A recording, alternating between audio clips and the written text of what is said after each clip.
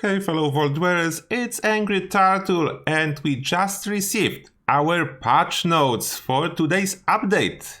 And here I am to show you those patch notes and let's see what Bethesda bring for us. We'll check it out together. I tried to make those patch notes possibly mobile friendly, as I know most of you is watching those patch updates on your phones. Hopefully it works well for you. And let's see what we have. News. Today's update brings a stash increase, a variety of improvements for your inventory and UI, a new wave of bug fixes and more. Read on for the full list of changes in Fallout 76, and this list is actually long. The highlights? Store more stuff, limit increased to £1,200 in our stash box. Sort your inventory with ease, stay on top of all the gear you've been collecting by using 3 new tabs in your inventory. New armor and food drink. What's weighting you down? From now on, when you select a stack of items in your inventory, the menu will show you the total weight of that stack. And that's actually one I love the most. Hopefully they will let us to sort by the stack weight at some point. On PTS it wasn't working. Let's see if it made its way to the live version. Know before you go. Player vending machine tooltips on the map now displays how many 1, 2 and 3 star legendary items they're selling. And that's great. A lot of you will be happy and I'm happy myself. Building mode color update. Outlines in build mode now appear blue instead of green so that players with color blindness can more easily differentiate between valid and invalid placement. The update version sizes are surprisingly small, from 1 to 5 GB depend on platform. Inventory and user interface improvement. Stash increase, what we already read about. New inventory tabs, we know about them. New tab that will keep track of all the items you gather during a play session, sorted by newest to oldest, was actually really good to figure out what was your inventory worth, as quite often we have just 3 dots at the bottom of the list that we don't know what we actually get. Then this is a great feature.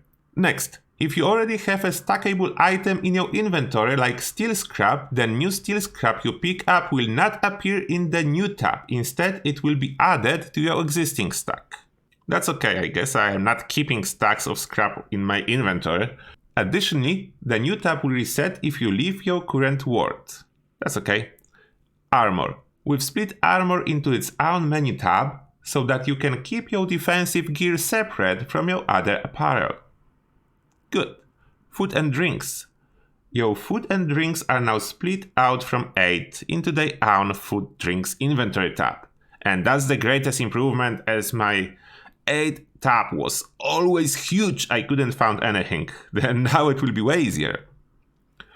Please note that your chems and serums will remain in 8, and that's good.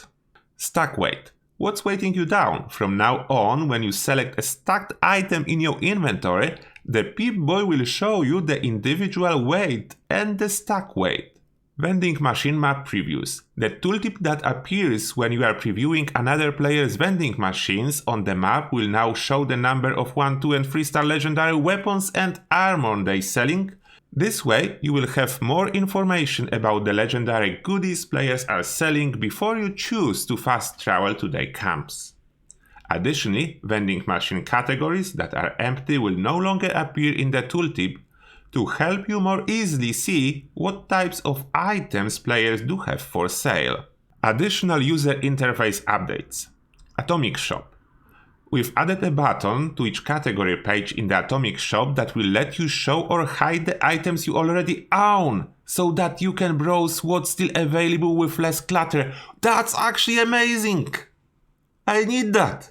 I didn't know they're adding this. I need that! Yeah, the Atom Shop browsing is terrible at this moment. Any upgrade is welcome. Build mode visual improvement. We've changed the color of the outline. This was already stated. This change is only visible when the object you're trying to place is in a valid location, and in valid placement outlines are still red. Okay. Daily Ops. Elder Tier rewards. In response to community feedback, We've adjusted daily ops rewards so that you will always receive an item from the rare rewards pool whenever you complete an op fast enough to reach Elder tier. Finally, it was so needed, so often we're getting absolutely nothing for Elder. Then finally that's fixed. Spread the love, new challenges and rewards. Starting today and lasting until February 16, you can claim a free Heart Wrencher skin for the pipe wrench in the Atomic Shop, and then use it to complete challenges that will unlock new cosmetic and consumable rewards. Oh, that's cool! Free stuff for challenges with pipe wrench. That's a welcome one. Earn lunchboxes, spare card packs and repair kits by defeating enemies with your Heart Wrencher every day during the Spread the Love event. Definitely gonna participate in this one. You can also claim outfits and even a new variation of the Backwoods Bungalow by completing weekly challenges with your Heart Wrencher equipped. Oh, that's cool. That's so good that I have a melee character. And we go into bug fixes, the biggest part of every patch note. Allies. Settler Foragers. Correct a missing player dialogue options for Settler Forager. I didn't even notice there was something missing. Okay, let's see if there is something important. I will not read everything, but I will scroll over everything, then you can read it by yourself if you don't want to open the patch notes separately. Oh, the light was fixed for the Brotherhood Recon helmet. That's good. Oh, headlamps for T65 with a paint were fixed. Cool. And we have exploit fix. Address an exploit affecting item storage in the stash box. Yeah, some people were exploiting the stash box to put more items than it should fit in there. That's one is hilarious. Players can no longer get stuck inside the super mutant tube while building it.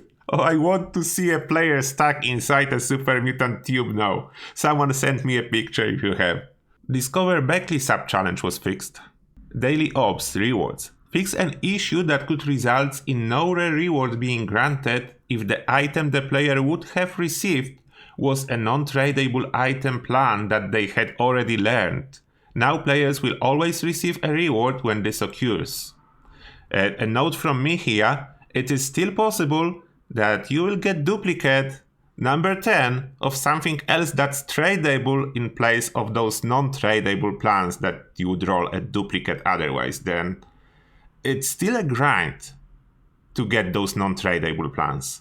Next one, address a visual issue that could incorrectly mark reward tiers as already earned in the Daily Ops Operation report. And side note from developers, Daily Ops rewards reset at 12 PM Eastern Time each day. Oh, what? Diseases. Radworms. Radworms now only increases radiation damage taken from consuming food and drinks. They nerf the disease, they make it do almost nothing. But why? Okay, we slowly changing followed more into soft side of the survival game. I'm not even sure if I'm happy about that. Like, we have disease cures already. Enemies fixes. Fix an issue causing enemies to sometimes spawn grouped together at an incorrect location. Oh, players can no longer clip through hermit crabs. It was so cool to go inside the hermit crab and make pictures there. Okay, it gets no more. The swamp camo hazmat suit can now be repaired. Hooray! Raider armor correctly works with funky dots and sizzling style legendary perks. That's very interesting one. Fix an issue causing Live and Laugh 8 to cancel out the very well rested bonus from a 4th lunchbox. I'm not sure if they know what was cancelling what, as there were 2 lunchboxes, regardless if it was 4th, 1st or 2nd, that were cancelled by any magazine, what I stated in my XP stacking video. It is lunchbox called Plastic Animals and So Much Cake, and it was any magazine, not just Live and Laugh 8, then we'll see if they fixed what was actually broken. And this is the one that I was waiting for. Weapons with mods that add fire damage, like the Warglaive with the Flaming Blade mod, now work with the Friendly Fire perk. What meant as well, chainsaw with a flaming mod works. Haha. The heating coil mod, the mod for the super sledge, now correctly states that it deals fire damage, not energy damage. Oh, I didn't even realize that brawler armor wasn't working for recon armor. It's good that it was fixed. Oh, adding pocketed mods to a boiled leather chest piece no longer correctly increases the item's durability. I'm not sure if anyone was complaining about this one. Oh, that's interesting one. The targeting HUD mod now only highlights hostile targets. Oh, look at that! The explosive vents mod has been renamed Cooling Vents. Cooling Vents slow fusion core drain by 5%. They actually did something. It wasn't working at all for 2 years, and they redo it for something that's working. Not like anyone will be using that, it's 5% is nothing, but still at least it will do something now. Oh, look at that! Fix an issue where certain weapons that shoot multiple projectiles were taking too much condition damage. That's interesting, I really need to figure out which one were actually fixed. Mutations, Plague Walker. The Plague Walker mutations description no longer incorrectly states that it removes disease durations. This was only a description change, the mutation functionality has not been adjusted. I wish it would be adjusted to fit the description rather than other way around, but I guess better than nothing. At least description is correct now. And we have client stability and connectivity fixes, plus some server and performance improvement. Hopefully it all will be working. I never know what this is actually doing. I rarely am able to notice difference after those fixes, but maybe someone else can. Oh, look at that! Dodgy now has a 2-second cooldown on AP drain. The damage reduction is still active during the AP cooldown. This prevents players' AP from completely draining when hit by high rate of fire. Oh, that's incredible buff to Dodgy! That's a crazy powerful buff to Dodgy. You only need to pay AP cost once per 2 seconds. That's insane how tanky you can be now. You don't know if you realize. That's insane buff for this perk, we'll test that out. Friendly Fire. The health regeneration effects from Friendly Fire no longer stack, but heal faster. This makes it so all weapons heal at the same rate. This needs to be tested to fully understand. Fix an issue that prevented Stabilize from working correctly while wearing power armor. It was working correctly, unless they mean after entering power armor you were forced to re-equip the weapon. Maybe that's what they fixed, we'll see. Oh, that's what everyone was asking me for. It was fixed finally. Fanfare and sound effects no longer incorrectly play when crafting legendary items. It was never giving you another item, it was just a sound effect, what I explained in a video a long time ago. Fastnacht Day. Players will now correctly earn a 3-star legendary item upon event completion. That's great. And some other Fastnacht fixes that are of course welcome. Forbidden Knowledge. Address several issues affecting forbidden knowledge and technical data, and this quest has been re-enabled. Finally, it took a while. Note, technical data can no longer be dropped, traded or sold. A lot of fixes for Mother of Invention quest, and a lot of fixes for other quests. A lot of interface fixes, this one is interesting. Items with long names are no longer cut off in the Pip-Boy. Scoreboard. Fallout First exclusive rewards are now claimed separately from standard rewards on the scoreboard. And final two fixes, World. Fix several locations in the world where players could become stuck. Fix several locations where players could view out of world. And yes, that was a really long patch. And way more stuff than I expected. There were hidden gems that did stuff that I didn't notice or was not announced during the PTS. Then I'm so excited to jump into the game tomorrow, as today I'll need to go to work most likely when the patch will be completed, and check it out myself. A lot of good fixes, I'm really happy about that.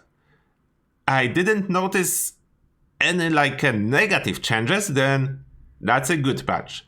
If everything will be working as intended, that's a 2 thumbs up. And now thank you a lot for watching, And as always, see you guys in the next one.